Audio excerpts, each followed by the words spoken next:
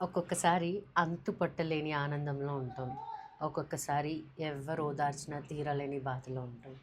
అన్ని stages of లైఫ్‌ని చూస్తాం మనం. చూడాలి కూడా. అప్పుడే మనం లైఫ్ లెసన్స్‌ని, ఎంతో ఎక్స్‌పీరియన్స్‌ని నేర్చుకుంటూ ఉంటాం.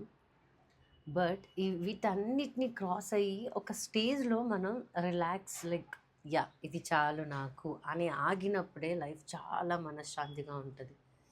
ఇంకా ఏదో కావాలి, ఇంకా ఏదో కావాలి అనిపిస్తూ ఉంటది. నాకు అనిపిస్తది. మనం యాహ్! వి ఆర్ హ్యూమన్స్ అందరికీ అనిపిస్తది.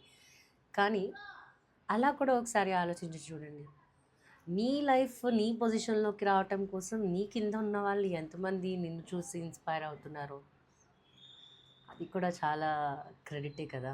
చాలా అచీవ్‌మెంటే కదా!